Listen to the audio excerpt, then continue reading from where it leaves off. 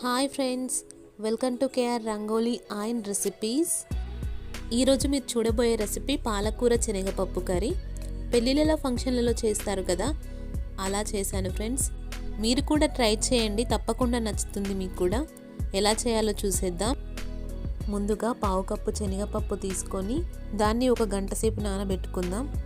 ఆ నానబెట్టిన పప్పుని మెత్తగా అయ్యేంత వరకు ఉడికించుకుందాం. ఆ తర్వాత స్టవ్ ఆన్ చేసి దానిపైన ఒక బౌల్ పెట్టి దాంట్లో 1.5 టేబుల్ స్పూన్ ఆయిల్ వేసుకుందాం.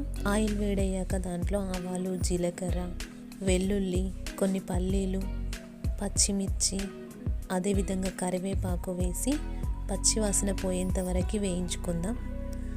ఆ తర్వాత కొద్దిగా పసుపు వేసి బాగా కలుపుకుందాం.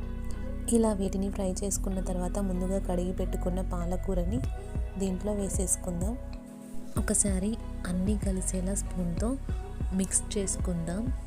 ఈ విధంగా మిక్స్ చేసుకున్న తర్వాత ఈ బౌల్ పైన ఒక మూత పెట్టేసి 5 నుండి 10 నిమిషాల వరకు చక్కగా ఫ్రై చేసుకుందాం. మూత తీసి చూస్తే పాలకూర ఫ్రై అయి ఉంది. ముందుగా ఉడకబెట్టి పక్కన పెట్టుకున్న శనగపప్పు దీంట్లో వేసేద్దాం. ఒకసారి ఇలా కలిపి టేస్ట్కి సరిపడా సాల్ట్ వేసుకుందాం.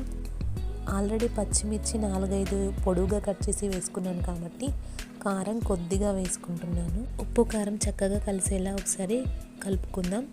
ఆ తర్వాత ఒక బౌల్ తీసుకొని దాంట్లో 1 టేబుల్ స్పూన్ శనగపిండి తీసుకొని దాంట్లో కొద్దిగా వాటర్ వేసుకొని ఉండలు లేకుండా చక్కగా మిక్స్ చేసుకుందాం.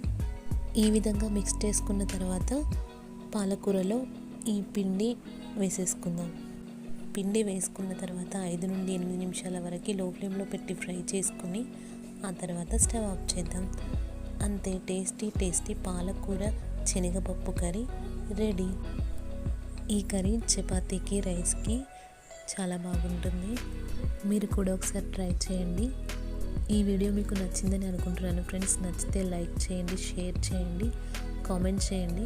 మన ఛానల్ని ఫస్ట్ టైం చూసిన వాళ్ళైతే సబ్స్క్రైబ్ చేసుకోండి. Thank you for watching.